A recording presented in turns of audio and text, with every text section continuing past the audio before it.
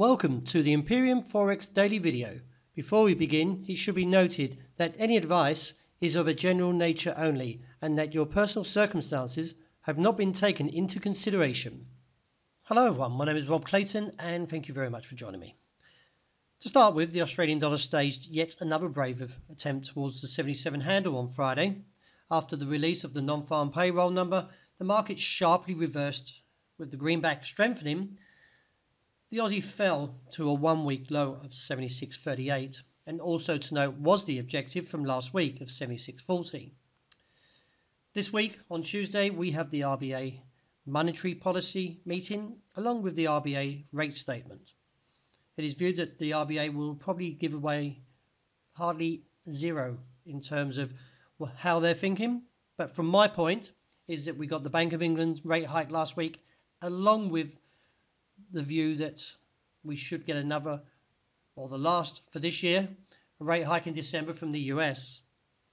So we could see the RBA rate statement a little bit different.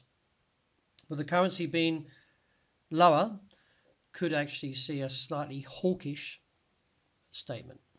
Also along this week, we have China to release its trade and inflationary numbers. So keep an eye also out, because that could weaken the Aussie. Sell into rallies this week of 76.80 or above, as the view is towards 75.80 with the broader objective now at 75.25.35. The euro was a little bit mixed to the start of the European session on Friday. However, with the non-farm payroll coming out, the market did shine away from that 117.0515 level. Now with the non-farm payroll number, the report came out in October of 261,000k, below expectations of 312k, but prior month figures were revised up from negative 33 contraction to 18k rise of the previous release.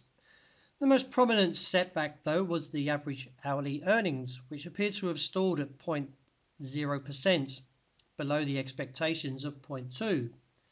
Any disappointment, though, was lightened by the unemployment rate, which fell to a 17-year low of 4.1%. It is my view this week that the euro will tackle the downside.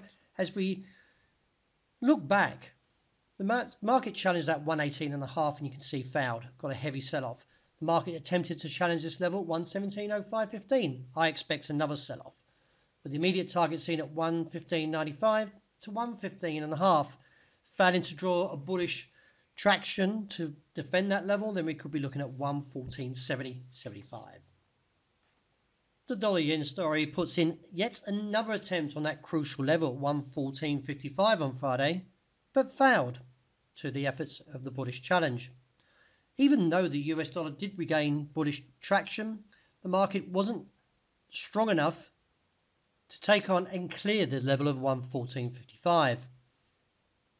With the dojis and also the rejection, do be a little bit on your guard, because I feel there is quite significant amount, should I say, of stops building up above 114.55. A break above there would give an immediate rally onto 115.25.40 and give an objective to 116, as I believe the stops are building and are quite likely to be large. Purely for the fact we can go back to as far as May that this level has rejected, so there is stops building above there, so just take note of that. However, in the meantime, we are failing at 114.55. My strategy is still to buy dips, but not from 113.5 but from 112.80, as I feel the market will rebound and take on the challenge again to the upside.